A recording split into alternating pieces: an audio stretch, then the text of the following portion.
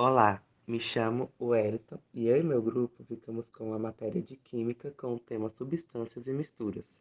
Substâncias puras, ou simplesmente substâncias, são aquelas constituídas somente por um tipo de constituinte, moléculas, átomos, íons, fórmulas unitárias e etc., e possuem pontos de fusão e ebulição constantes em uma dada pressão, além de densidade bem definida em determinada pressão e temperatura.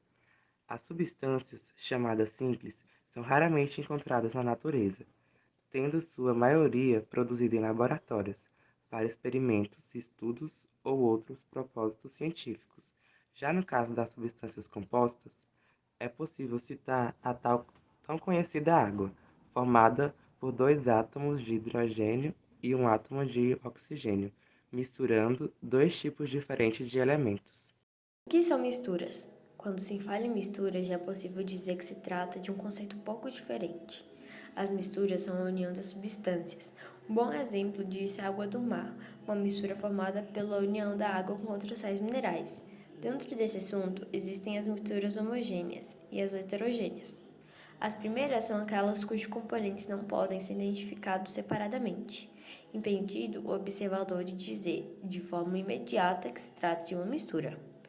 Já as heterogêneas são o oposto às primeiras. Seus componentes podem ser identificados facilmente em um sistema. Cada nível dessa separação é chamado de fase. Como por exemplo de misturas homogêneas, podem ser citados o leite, o petróleo e o exemplo dado anteriormente, a água do mar.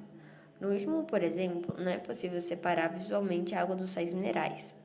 Uma das misturas heterogêneas mais usadas para exemplificar o conceito é a de água e óleo. Quando os dois ingredientes são misturados em um recipiente, a quantidade de óleo vai imediatamente para a superfície, enquanto a água permanece no fundo, separada do outro ingrediente. Isso significa que é possível ver a diferença das substâncias, as duas fases, que estão presentes na mistura. Na experiência que iremos fazer, vamos utilizar água, óleo, um recipiente e uma colher. Primeiro, vamos colocar a água no recipiente e o óleo.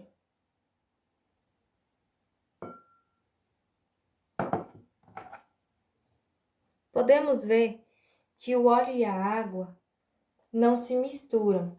Isso acontece porque Isso acontece por causa da diferença de densidade. A água é mais densa, como se ela fosse mais pesada e fica no fundo. E o óleo tem a densidade menor, ele fica em cima, causando duas fases. Então, concluímos que é uma mistura heterogênea. Para nossa próxima experiência, vamos reutilizar o óleo e a água e vamos precisar de detergente e uma colher. Vamos colocar um pouco de detergente e vamos misturar. Sabemos que o óleo e a água não se misturam, porque é uma mistura heterogênea. Mas se colocarmos o detergente, eles se misturam e se torna uma mistura homogênea, porque o detergente tem moléculas polares que conseguem derrubar as moléculas da água e também as moléculas apolares que conseguem derrubar as moléculas do óleo, assim fazendo uma mistura homogênea. Agora, na experiência a seguir, vamos precisar de um novo recipiente, de água, de sal e de uma colher. Vamos primeiro colocar a água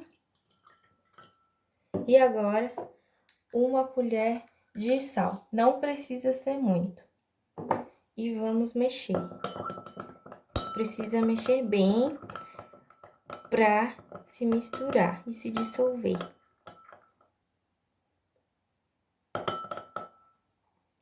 Eles se misturaram e se tornaram uma mistura homogênea, como podemos ver. Podemos ver que só tem uma fase, então isso torna ela uma mistura homogênea. Para o nosso último experimento, vamos precisar de água, óleo e arroz.